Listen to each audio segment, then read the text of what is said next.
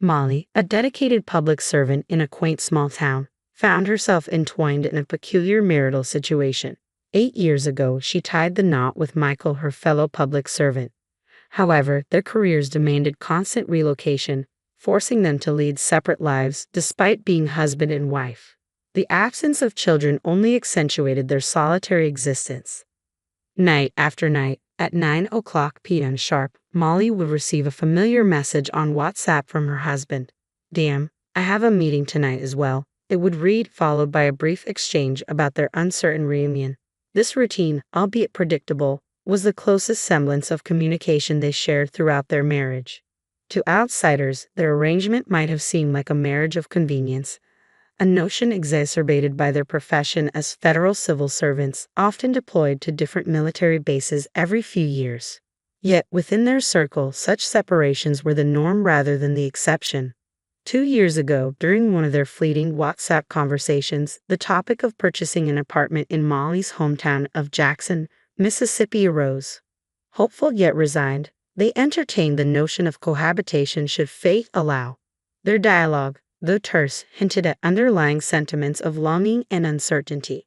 When Molly finally acquired an apartment in Jackson, she did so with a dual purpose: to be closer to her roots and to potentially share a life with Michael should their paths align. The prospect of finally living together after years of separation flickered like a distant beacon of hope. Then, one day, amidst the usual silence of WhatsApp notifications, Michael's voice broke through the monotony with an unexpected phone call. The deviation from their routine caught Molly off guard, prompting a brief exchange about his parents' upcoming visit. Despite the shift in communication medium, the warmth Molly had yearned for remained elusive in Michael's distant demeanor.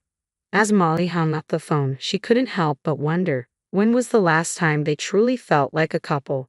"Since our wedding, it feels like an eternity since I last saw my in-laws." With Michael's nomadic career taking him all over the country and his parents settled in Eugene, Oregon, opportunities for reunions are rare. But now, with their impending visit to my hometown of Jackson, Mississippi, I'm determined to make it memorable. I eagerly offered to be their guide, eager to showcase the charm of Jackson.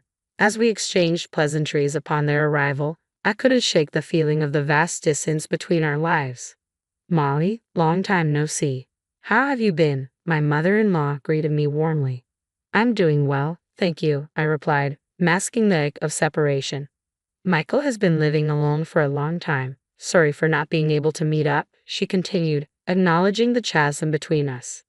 "Don't worry, we're kind of like heir to each other." "Yes, that's what we were to each other, Michael and I, for better or worse," I confessed, a bittersweet smile playing on my lips. Seizing the opportunity, I proposed a day out, suggesting we explore the Windsor ruins, a local marvel. As we marveled at the majestic remnants, my father-in-law drew parallels to their beloved Shelton Murphy Johnson house in Eugene, reminiscing fondly about their hometown.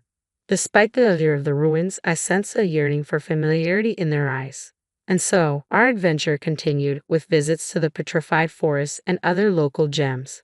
My mother-in-law, captivated by the city's charm, began entertaining the idea of a longer stay. "I've fallen in love with Mississippi, thank you, Molly. Would it be all right if I stayed here for a while?" she asked, her sincerity touching. "Of course, I'm usually not home during the day, so I'll give you a spare key," I offered, touched by her newfound affection for my city. Days turned into a week, and still, my in-laws showed no signs of departure. Faced with their reluctance to leave, I mustered the courage to make a proposition. "Well, if you like it that much, I can lease it to you for $600 a month," I proposed, hoping to bridge the gap between our lives even further. "I can just stay at my folks' house in the city in the meantime," I suggested, hoping to ease the tension. Upon hearing my proposal, my father-in-law's anger erupted like a sudden storm. "What on earth are you thinking, asking family for money to lease? You should let us use it for free," he exclaimed, his frustration palpable. Struggling to defuse the situation, my mother-in-law intervened, her soothing words offering a temporary reprieve. But beneath the surface, unease lingered. Seeking a compromise, I suggested, "How about this? You can just cover the costs of utilities you use, electricity, water, and gas." In the second week of their stay, amidst the routine of work, an unexpected call disrupted my day. "Hello?" I answered, puzzled by the untimely interruption. This is Brian, the Front Hills property manager. We received a call from the folks downstairs reporting a water leak from your apartment. The voice on the other end explained urgently. Can you come over right away? We can't go in without your permission. Balancing my responsibilities at work with the urgency of the situation, I finally seized the opportunity during my lunch break to investigate the matter. Upon arriving at the apartment with the property manager, I was met with surprise from my mother-in-law. "Oh, Molly, what brings you here at this time? What about work?" she inquired, her concern evident. Ignoring her question, I focused on addressing the reported issue. "Ma'am, the folks downstairs are saying there might be a water leak from our place," I explained to the property manager, determined to resolve the situation. Upon inspection, my suspicions were confirmed. The hose of the washing machine had come loose, causing a repetitive cycle of draining. This is the problem," I declared, relieved to have identified the source of the disturbance. Descending with the property manager, we ascended to our apartment to inspect the reported leak. As we entered, my heart sank at the sight of the spreading stain on the ceiling, directly beneath the washing machine. An involuntary sigh escaped me, betraying my frustration. My mother-in-law, curious, peered into the room before retreating with a guilty expression. Knowing the responsibility fell on my shoulders, I begrudgingly apologized to the neighbors with a peace offering of cookies, accompanied by a bill from the property management for the necessary repairs. Upon relaying the incident to my mother-in-law, her reaction caught me off guard. "So you're telling us to pack up and leave, is that it? We're not going anywhere that easily. Should we just up and go, huh?" she retorted, her tone sharp with indignation. The complaints continued unabated. Another call from the property manager revealed a new issue. My father-in-law's nightly balcony serenades were causing a disturbance. Suppressing a groan, I resolved to address the matter head-on. Returning to the apartment, I was met with an empty space. A note on the table announced their departure back to Seattle, leaving behind unpaid utilities and a heap of garbage. Frustration boiled within me. Their departure was abrupt, leaving behind a mess and unpaid bills. With my in-laws gone, I reclaimed the apartment from my parents' house. But just as I settled back into my routine, an unexpected call from my husband rattled me to the core. "My dad and mom love your apartment, so I'm giving it to them as a gift," he declared, his tone final. "Understand, or we're getting a divorce." Stunned by his ultimatum, I could only grasp the weight of his words as he hung up, leaving me to contemplate the repercussions of his decision. As I left my apartment, the echo of my mother-in-law's laughter lingered in the air. Unbeknownst to me, my in-laws had relocated to my husband's government quarters, initiating a subtle yet coercive tactic.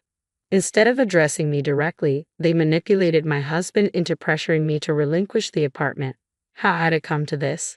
Now, I found myself at a crossroads. Surrender the apartment I had fought so hard for, or face the prospect of divorce. It was a binary choice, one that weighed heavily on my mind as I deliberated the options. Groaning with the weight of my decision, I finally reached a resolution. 2 days later, instead of the usual WhatsApp message, my husband's call brought an ominous tone. "You'll pay for this," he threatened, incensed by my decision to send divorce papers via express mail. His anger caught me off guard, but I stood firm in my resolve. Yet the repercussions of my actions unfolded swiftly. Summoned by my boss, I received a transfer order to Dallas, orchestrated by my ex-husband who managed personnel. Frustration bubbled within me, but amidst the chaos, one question persisted. What about my apartment? Should I succumb to pressure and rent it to my ex's parents? Seeking clarity, I sought counsel from the legal affairs department at work. Their verdict was clear. With no ties to my ex-husband, I had no obligation to accommodate his parents either. The solution was simple: rent out the apartment as a landlord. Empowered by this revelation, I contacted my in-laws who had returned to Portland and proposed renting out the apartment upon my transfer. To my surprise, they readily agreed, their interest in the apartment outweighing any notion of harassment. In this unexpected turn of events, I found solace in reclaiming control over my life and property. I proposed a monthly rent of $700, inclusive of utility bills and repair costs from their last stay. Surprisingly, my in-laws accepted the condition without complaint. As I juggled my duties in Dallas, I also dedicated myself to studying for the internal selection examination, a pivotal step towards advancing to the highest echelons among senior military officers. The ultimate goal was to qualify for the Command Staff Course, a rigorous training program for unit commanders. My desire to surpass my ex-husband in rank and position fueled my determination. Against all odds, I triumphed over this formidable obstacle, securing admission to the Command Staff Course in one attempt. With a triumphant spirit, I declared to myself, "Watch this, Michael. The real revenge starts now."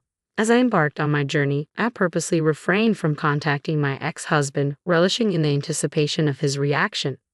16 months later, I ascended to the position of unit commander in Nebraska, overseeing soldier education and training. Concurrently, fate saw fit to bring my ex-husband to the same state, albeit in a different capacity, assigned to the Regional Cooperation Headquarters, acting as a liaison between the military and local communities. Thanks to my success in the internal selection exam, my rank now surpassed that of my ex-husband's. The revelation of my elevated status caught him off guard during a training session for senior officers. "Why are you wearing a higher rank insignia than mine?" he demanded, his voice betraying a mix of surprise and indignation. His outburst drew the attention of those around us, leaving them puzzled by the sudden tension between us. As I observed my ex-husband's arrival, a wave of emotions surged within me, but I chose to maintain a composed exterior. Deep down, I harbored a sense of relief, realizing that I was no longer entangled with someone of such low character. It was a splendid Sunday, bathed in sunshine, marking the annual Base Open Day.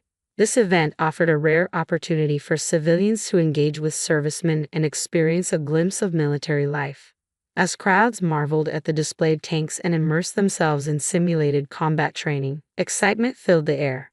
Soldiers descended from helicopters, executing maneuvers with precision akin to Spider-Man, leaving onlookers in awe. From photos with soldiers to souvenir merchandise, attendees reveled in the festivities. Amidst it all, I, as a training coordinator, manned a booth offering civilians a chance to experience the forward-leaning rest position alongside active servicemen. In the midst of this bustling atmosphere, my ex-husband made an unexpected appearance, accompanied by members of the Parents Association. The sight reignited the suppressed emotions I held towards him and his family, stoking the flames of revenge within me. In that moment, amidst the vibrant festivities, I saw an opportunity for ultimate retribution. I couldn't let this opportunity slip by. "How about it, Mr. Over there? Mom and Dad, would you like to join us too?" Before I knew it, I found myself calling them over, reluctantly ushering my ex-husband and former in-laws to our booth. With a determined yet subtle forcefulness, I fitted my ex-husband with an iron helmet and positioned him amongst the other servicemen. "All right, in the military, we assign everyone a number," I explained, suppressing a smirk. "When I say start numbering, the person on the right will say 1, then the next person 2, and so on." I orchestrated the lineup, strategically placing my ex-husband at the far right in the coveted number 1 position, surrounded by a mix of servicemen and civilians.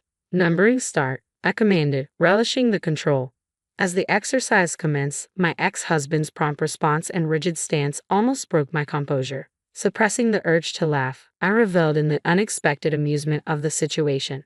Following the lineup, the instructor, a seasoned serviceman, delivered a concise lecture on the forward-leaning rest position.